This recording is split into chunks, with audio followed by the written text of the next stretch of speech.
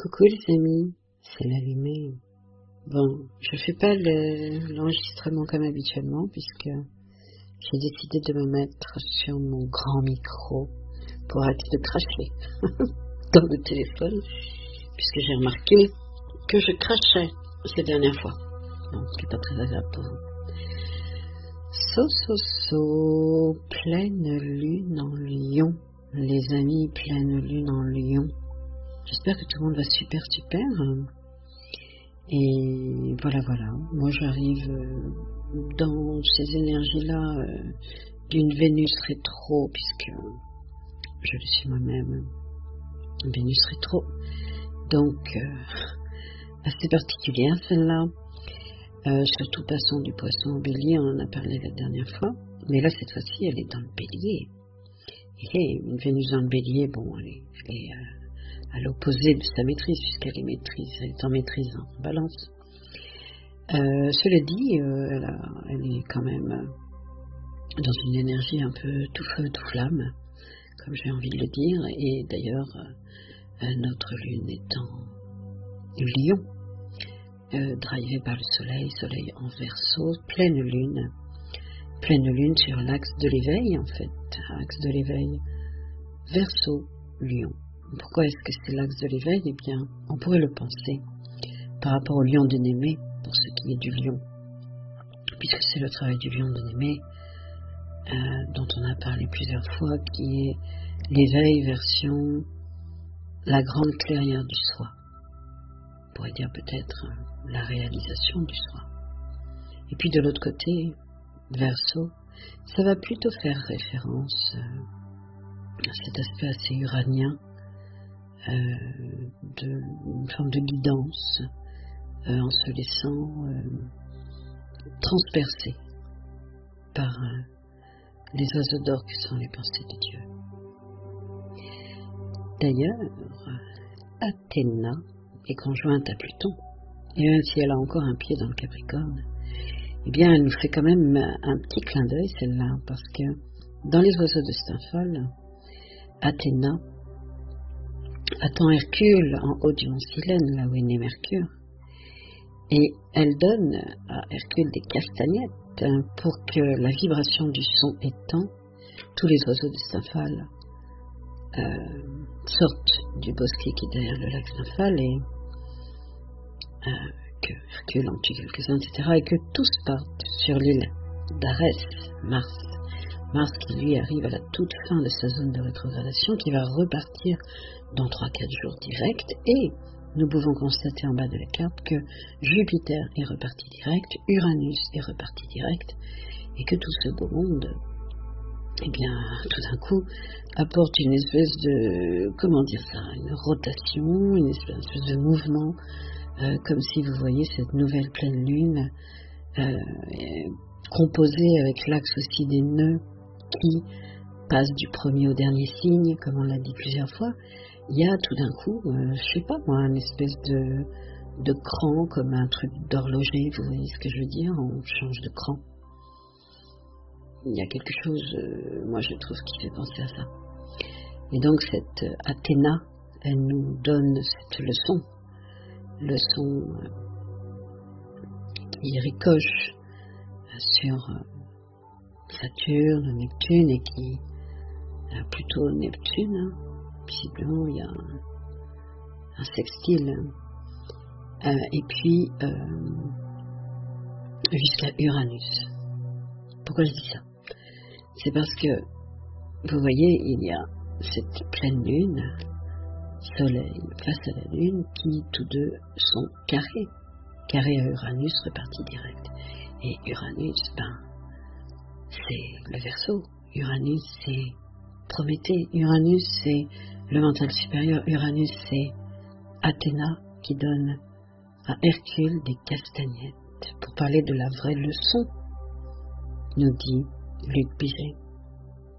La vraie leçon de Mercure, qui est le son, la vibration du son, puisque c'est le bruit des castagnettes qui va faire que tous les oiseaux de Stymphale, qui représentent ses pensées, ses croyances, tous ces sillons normalisés, ces passages étroits de la pensée, qui s'ouvre enfin à autre chose.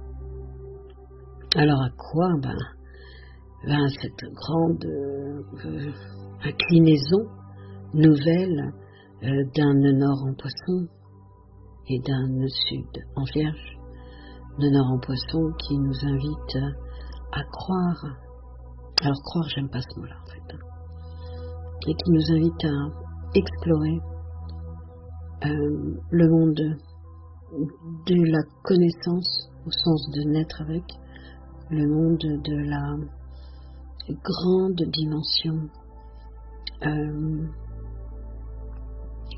bien complexe associée à Neptune que le poisson nous invite à intégrer, c'est-à-dire une espèce de truc très arbitre et paradoxe. Le blanc et le noir et non pas le blanc ou le noir. On s'y perd un peu, on s'y perd un peu forcément. Et Vénus cherche à changer nos valeurs, nos croyances, et puis ensuite évidemment, ce sont nos pensées qui changent, et puis nos actions, Mars. Bon, tout cela sous le couvert d'une licorne, scorpion, nouvellement entrée, mais c'est pas la première fois il me semble, sur la notion du pouvoir ou de l'impuissance. Alors la dernière fois on avait parlé de l'impuissance apprise. Bon, faut dire que l'Europe est bien placée pour ça. Là cette fois-ci, dans ces grands sujets de pouvoir, la carto elle aurait tendance à dire Uranus est reparti dans le bon sens les amis, en tout cas dans un sens direct, d'accord.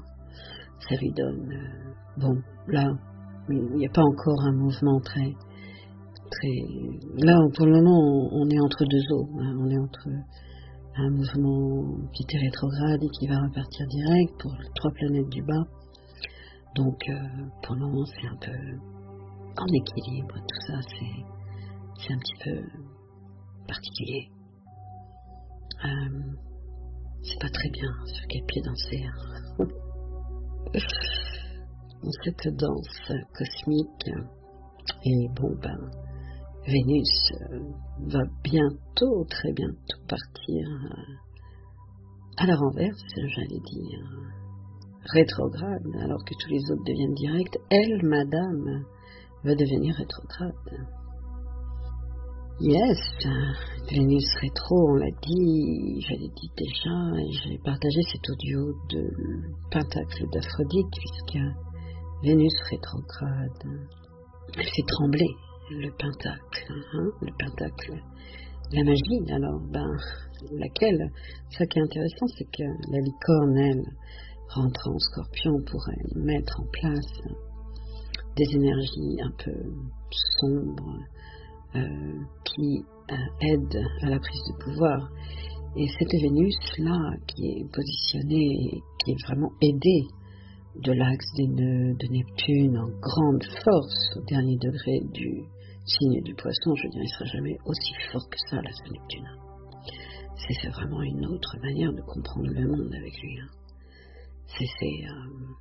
C'est au-delà du monde, c'est au-delà de la compréhension, et ça donne à Vénus un pouvoir tout particulier. On pourrait parler du pouvoir de l'amour, bien sûr, de la compassion.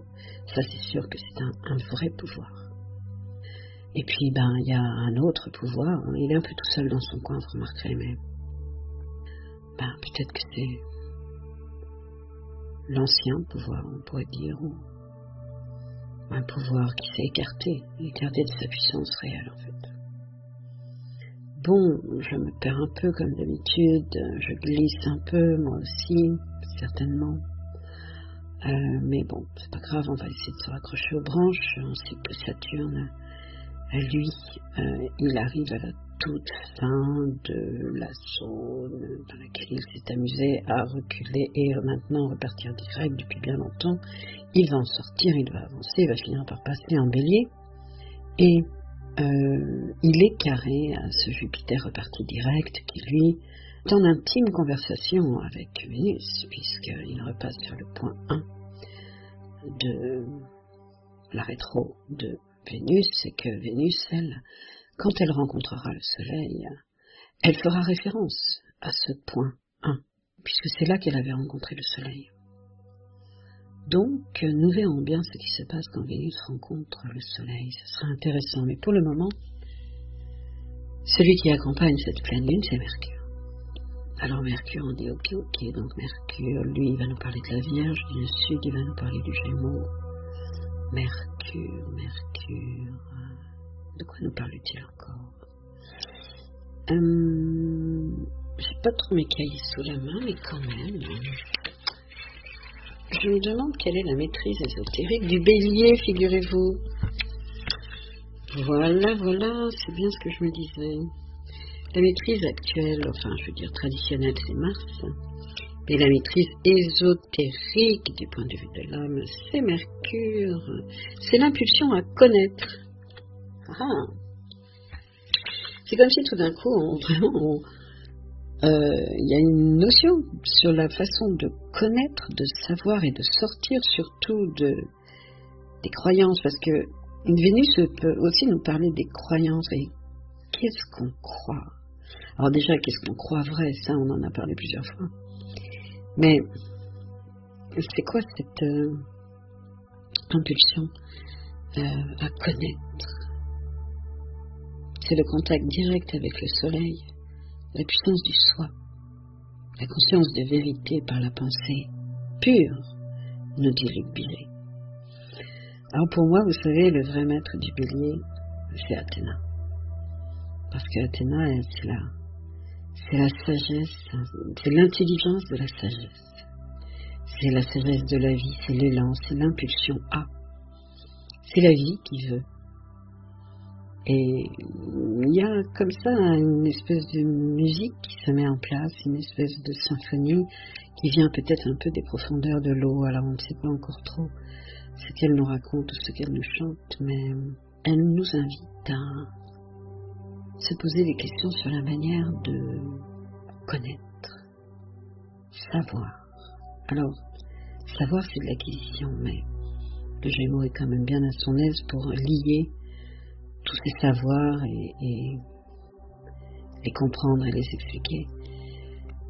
Neptune, Vénus, ça va être autre chose. Ça va être une dimension du savoir qui fait appel au paradoxe. Et c'est là que c'est compliqué. Et c'est là que ça devient archétypal. Et c'est là que la Lune œuvre.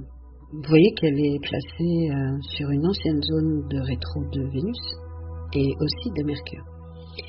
Parce que croire, comprendre, tout ça est intimement lié à cette clairière du soi que le lion nous invite à faire pour rentrer dans ce lieu refuge dont on a parlé plusieurs fois, le lieu de paix totale, dans lequel on n'est plus ni sensible à la critique, ni sensible à la flatterie. C'est un lieu de paix totale, c'est la porte d'entrée. La porte d'entrée pour aller vers ce grand monde des mystères que Neptune amplifie au 29e degré du Poisson. Et que Saturne valide d'une certaine façon en invitant le personnage à un grand siphonnage intérieur de tout ce qu'il croit savoir. D'ailleurs, Pluton rentrant en Verseau, lui, c'est la grande révolution de la pensée, c'est la grande révolution de la manière de penser, peut-être la manière, plus que la manière avec lui, parce qu'on est vraiment dans je sais pas, c'est cellulaire quasiment avec Pluton, c'est le métabolisme qui est carrément transformé. Est-ce qu'on pourrait parler du métabolisme de la pensée? Je sais pas. La structure même de la pensée, c'est assez capricornien comme délire, mais enfin, il a quand même passé du temps là-bas pour en avoir transformé la structure et puis pour tout d'un coup peut-être ouvrir là, les amis, on ouvre tellement que on est dans le grand présent, j'allais dire, parce qu'au bout d'un moment la compréhension ne peut se faire que dans le maintenant que nous sommes, parce que nous ne connaissons que ça. Et ce présent, ce cadeau, il porte toute l'éternité. Mais pour ça, il va tellement falloir penser autrement. il va tellement falloir accepter de casser les schémas habituels, solides, c'est tellement solide, c'est qu'Uranus est en taureau depuis belle lurette. Il pète tout ça, lui. Parce que tout ce qu'on croit solide, en fait, il va falloir un peu le sculpter, comme de l'argile, vous savez, le malaxer, pour le chauffer, pour pouvoir le sculpter. Tout ce qui est solide, tout ça, ça n'a plus tellement de place dans le monde des poissons. Avec un énorme poisson, on dit que finalement, on pourrait peut-être conclure comme ça, j'en sais rien, mais que l'esprit est dans la matière, que la matière et l'esprit sont une seule et même chose, et que quelque part il n'y a pas tellement d'étonnement à cela, puisque la grande leçon de Saturne, c'est de nous expliquer que, alors je dis Saturne, mais c'est parce qu'il est placé comme ça, dans sa position de grande validation, de nous dire que tout est, comment dire ça, à l'envers, je sais pas, tout est, je me suis paumée, je me suis paumée les amis, merde, j'ai paumé ma conclusion, putain, j'ai paumé ma conclusion, je l'avais un petit peu, mais j'ai un peu paumé, je voulais reparler du siphon intérieur, mais quand même, bon, bah faites vos propres conclusions, moi je vous ai juste embarqué un petit peu. Si vous vous laissez un petit peu faire par cette image, juste la regarder, vous sentez qu'il y a comme des crans, comme, vous savez, on passe un cran, on fait une grande déviation, quoi. En fait, il y a une grande déviation là-dedans, je ne sais pas si vous le sentez dans la carte.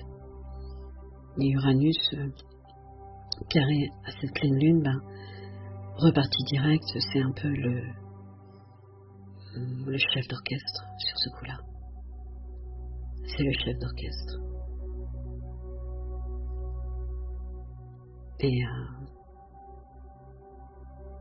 il nous renvoie à Athéna, ok, une forme de sagesse, la sagesse de la vie, en fait,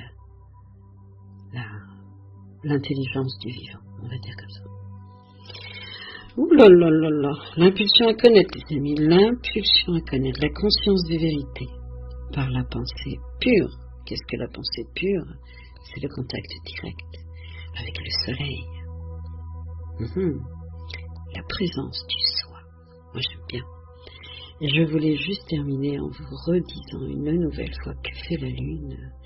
Elle tamise la puissance solaire des grands archétypes et infuse en nous ce qui est seulement possible. Elle protège des chocs de l'existence qui pourraient perturber la structuration de l'ego, et fait cela en utilisant l'imaginaire.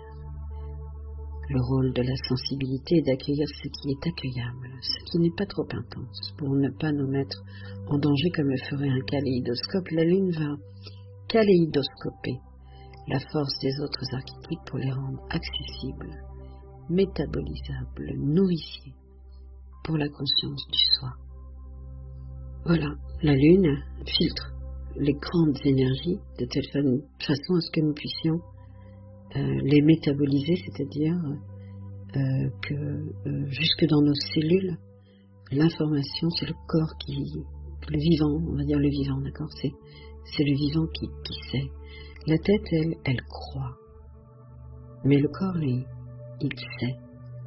Et c'est pour ça qu'il est dans cette grande intelligence de l'immense. Allez, je vous laisse tranquille les amis, j'arrête le dérapage incontrôlé et je vous souhaite une chouette pleine lune, c'est une apogée.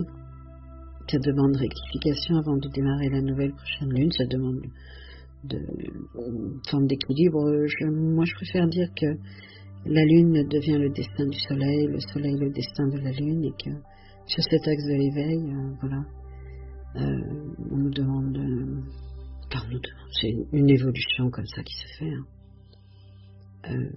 d'une forme d'éveil mondial, maybe, non? Qu'est-ce que vous en pensez? Je crois que l'enchanteresse, Mercure, le fripon divin. Il s'amuse bien, mais les forces qui dépassent ça sont quand même vachement en action, et je sais pas s'il arrive à tenir la barre comme ça. Par rapport à l'axe des nœuds, c'est pas gagné. Allez, bye bye les amis, ciao.